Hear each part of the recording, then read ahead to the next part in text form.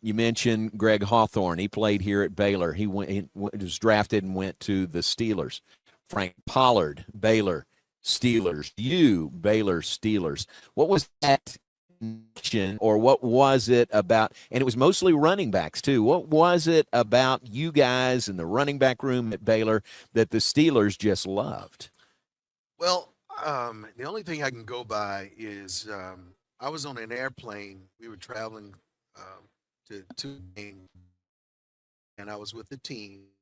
Now, Joel had in the front of the plane, sitting with him, and he had gotten up and I had gone to the restroom, and so I spoke to her. She was really friendly lady, and I said, you know what, I got a question to ask you, and you know, Chuck was always kind of icy, you know, you Right. couldn't get close to him. He was such a friendly lady. I said, I got a question to ask. I said, there are three guys running backs on this team that are from Baylor.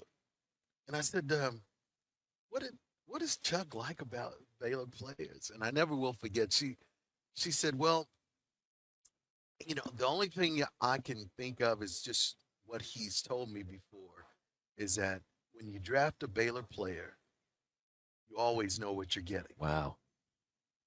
I pondered on that That's a for a while, compliment. and I thought that was a Yeah, compliment. yeah. It's a compliment not only to the players, but then also to Baylor, to, I mean to Coach Taft, Yeah.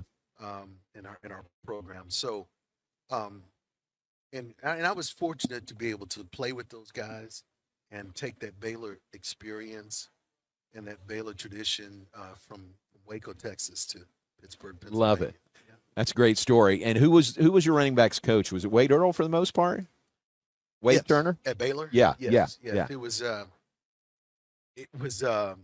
yes, it was Wade Turner after yeah. my second year. I think there Okay. was um, oh gosh, the offensive coordinator with the raspy voice. I can't remember his name right Yeah. now, but yeah, Wade John, Turner not was John O'Hara. no. Okay. He went on to he left my freshman year Uh-huh. and went to coach, I believe, at West Texas State, I Okay. believe. Okay. But anyway, but it was Wade Turner, and Wade Turner probably had the biggest impact on me just because he was such a stickler about everything. I mean, you couldn't get away with anything. I mean, he held you to the to the fire. But I credit Wade Turner for helping me shape me into a better running back. I That's mean, great. I was probably used to running the ball all the time, and I had to learn how to block. And Wade, And over the course of out there on the boat and fly fishing and him being very nice to us, I said, "Are you a Pirates fan? Yeah. Are you a Steelers fan? Oh yeah, big Steelers fan." I said, "You know the name Walter Abercrombie? Yeah, yeah, Walter."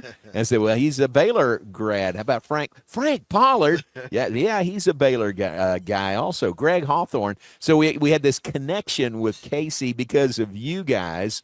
And so Casey was extra friendly to us because he felt like Baylor had helped his Steelers by you guys going there and having such great careers. It was fun. that's great. Yeah. That's a great story. Yeah. I like to hear that kind of stuff. You know, I what I got to tell you this about Greg, since Uh-huh. we're talking about Uh-huh. Greg Hawthorne. So Greg broke his hip Yeah. his senior year. You remember that? That's the Yeah. only reason I got to play. And so he broke his hip, and I think the very next week, I think Frank Pollard, who was the second team back, because Greg was the starter, and then Frank goes in, and we're getting ready. We're playing A&M, Yeah. and somewhere in the first quarter, Frank breaks his jaw. Frank Pollard, the second team back. I'm the third team back, and I was not mentally ready to play. Right. I mean, you know, I wasn't in the right mindset. I'm Right. thinking, I'll never see the field, you know. And Frank breaks his jaw, and I see Coach Tapp. I'm thinking, who else is he going to go to, you know? And you So hadn't played that year at I all. had not played in a Right. game, and here we are. We're facing Texas A&M at Texas A&M, Yeah. and they had one of the top defenses in the country that year. And so, thankfully, I didn't have a whole lot of time to think about it. They called me up. They said, you need to go in the game.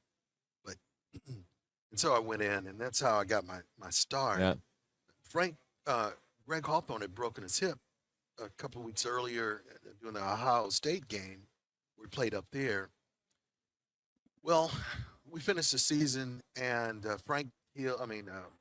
Greg Hills, and the Steelers draft him in the first round. Uh-huh. That's how talented he was. Yeah, even after a hip injury. Even after a hip injury. So he goes to Pittsburgh. I finished my career at Baylor 3 years later, and Steelers draft me in the first. Yeah. And I'm going, oh my gosh, I'm following Greg Hawthorne to the Steelers now. Now we got to compete again. And I'll be sitting on a bench again, So we go up there, and I didn't know how Greg was going to feel about me following him to Pittsburgh, and competing for his position. And man, you talking about a classic guy. That's why I was so sad when we lost him the other day, because he was a quality person. I never will forget, he was married at the time, and I didn't have a place to stay, and I was still trying to get things together. Mm-hmm. I didn't know where to go, and that kind of stuff. But Greg, he as a true teammate, man, he said, hey man, you wanna get a hotel or get your place settled, you wanna stay with us. He allowed, and I didn't have transportation. So I was having to rent a car and stuff. He said, look, you don't need to rent a car. I have a truck, extra truck. It's not being used right now. Just use my truck to get around town. Wow. Great menu here at the Brazos Landing. I know you know the Lindsays really well. Claude and Becky Lindsay have been around Baylor and Baylor football for a long time. They have, and they've been such great supporters through the years. I remember spending some times with Claude Lindsay. I've been out to their house. They have a beautiful home and their horses and ranch, and it's just absolutely beautiful. But they're fine people. They're outstanding people. And times that you and I were on the radio, back during the skinny years, I call those skinny. The skinny years, we were struggling a little bit in Baylor football, but Claude was around, and he was always. I think doing things, we get together and try to figure out all of my Baylor football problems. And I'd come back and join you on the radio. But yeah, I've known Claude and Becky for a long time. They are great for sure. Another guys Thorne, who just passed away, another one of your former teammates here. He didn't go to the Steelers. He was drafted by the Chicago Bears, but Dennis Gentry was one of your backfield mates here. He's going into the Southwest Conference Hall of Fame. Induction banquet comes up on August 4th. That's terrific for him, very deserving. You're in the Southwest Conference Hall of Fame. But how about that backfield, especially 80, Jay Jeffrey, first team All-Southwest Conference quarterback. You and Dennis, first team All-Southwest Conference. Your entire backfield was the all-conference backfield. I know that was pretty special. Yeah, and you're talking about Dennis. I was just always marveled at him because he was a small guy, small back, but he played big. Yeah, he played big. And in fact, we would have competition. I was a bigger back, and he may have been a little bit better blocker than he blocked for you more than you blocked for him, really, didn't he? He sure did. Yeah. And so you would think that 189, 90 pounds? Probably. That he wouldn't be able to block the defensive ends and sort of the linebackers like he did. But he was, pound for pound. Yeah. Maybe the best blocker I'd ever played. Wow. Yeah. He got it done, didn't he? He got it done. That is great. And he was quick. Yeah. He was on them before they even had a chance to, but the defenders and he could throw those rolling blocks, man, and he's just really talented. I'm proud of him. It's a long time coming for him. He went to Chicago. They went to the Super Bowl, and he had such an outstanding and a long NFL career. Yeah. For them to be able to reach back and honor him in this way. I'm proud of the Southwest Conference Hall of Fame committee for choosing. That's really cool. If you're available and interested, you got a seat at our table for that luncheon on August 4th, okay? Okay. So that'd be fun. Yeah, it'd be fun to have you there. And you mentioned radio. You did radio with us for a while, and we had the tandem of you and me and Ricky Thompson sidelines. Ricky's just stepped away. But we've got a new crew this year, and Jeff Gandy is stepping in. I know you know Jeff really well. Jeff was a teammate of mine. Right. And just an outstanding person, man. You'll enjoy. Yeah, oh yeah. Jeff. I mean, he and I, we're part of a texting group, and we talk to each other daily. Oh, really? Yeah. Good. And I know that Jeff has done some work, I think, in radio for Texas State. Texas State, yeah. And he has done an outstanding job.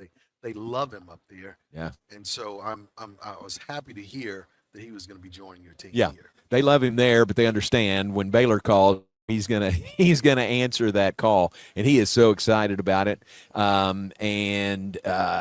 really can't wait. He's going to fit in very well with us in the booth. You know, a Baylor guy through and through. And again, another one of your teammates who had great success at Baylor, and then he went on and played for the Redskins. Yeah, he did. You know, he was it's unfortunate, had to pay behind Mike Singletary, I think, his first couple of years. Right, you know? right. And so, but one of the things about being a teammate with someone, particularly someone you're across the line of scrimmage from, you get to see how good they are. And I knew he was good his freshman year and his sophomore year, and I thought that this guy could be starting for another team. Wow. If it weren't for that All-American in front of him. Yeah. I mean, so talented player. He was really good, great guy, and I still love him today. He and I get along really well, and we communicate regularly. And so I'm happy. Now, here's what we've told him, though. Part of our groups, you're going to have to keep us informed about what's going on. What the inside. He's now the inside guy, right? The inside guy. I was that guy for a long time. Right. But now Jeff is going to be playing that role. Yeah, I think he'll do really well. Looking forward to that and this season with our new radio crew.